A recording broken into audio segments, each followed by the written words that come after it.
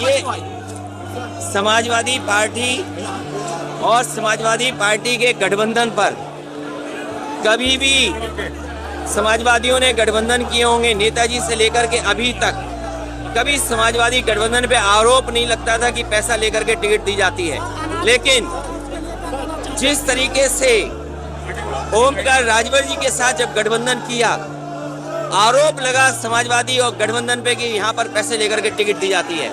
उन्हें अगर बीजेपी के साथ जाना है, बीजेपी के साथ तालमेल है और बीजेपी का काम है डिवाइड एंड रूल।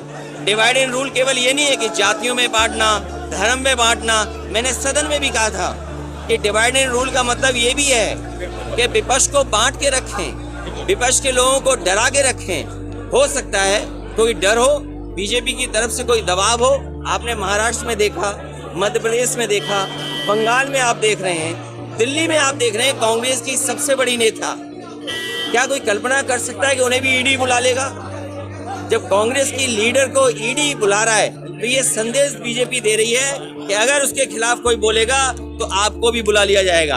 हो सकता है इसीलिए उत्तर प्रदेश का गठबंधन तोड़ा गया हो। तो चाचा शिवपाल रेड्डी क्यों आपने अलग कर दिया, कहा कि वो उनको आजादी है कि वो रहेंगे, लेकिन अगर उन्हें ये लगता है कि मैं सम्मान नहीं दे पा रहा हूँ तो मैं उन्हें स्वतंत्र करता हूँ और उनको खुली छूट है कि जिस दल के साथ जाना चाहे, जैसा गठबंधन करना चाहे। और सबसे खुशी बात ये होगी कि वो अपना दल दोबारा बनाएं। उनका एक दल है, जो पिछड़े हैं, दलित हैं या अल्पसंख्यक हैं, जो आवाज वो उठाना चाहते हैं लोहिया जी की, जयप्रकाश जी की, उस सिद्धांत को अपने दल में शामिल करें, वैसे लोगों को और आगे बढ़ाएं।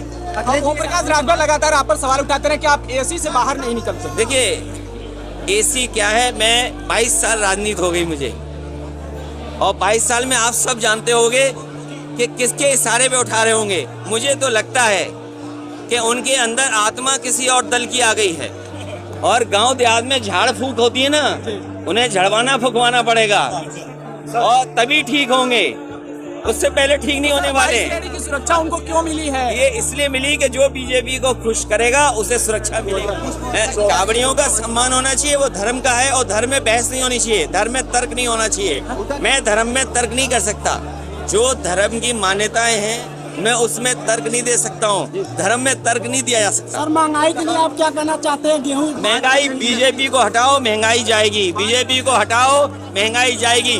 और सबसे बड़ा सवाल ये है, आप तो बनारस के लोग हैं, भोले बाबा पे अगर दूध चढ़ाने जाएगा तो उसे भी टैक्स देना पड़ेगा। ये जो जीएसटी, भोले बाबा पर दूध चढ़ाने पर टैक्स अगर किसी ने लगाया तो बीजेपी ने टैक्स लगाया। जन्माष्टमी आ रही है तो दूध, दही, मक्खन पे टैक्स लगा दिया।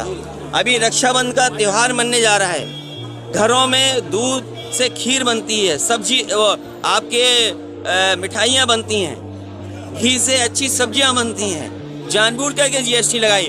दिल्ली ने अगर जीएसटी लगाई है तो हमारे उत्तर प्रदेश की सरकार बीजेपी के, उसने अनुमति क्यों दी जीएसटी लगाने के लिए?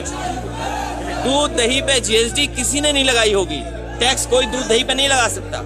और गाय मर रही, सांड लोगों को मार रहे, ये कैसी सरकार है सोचो।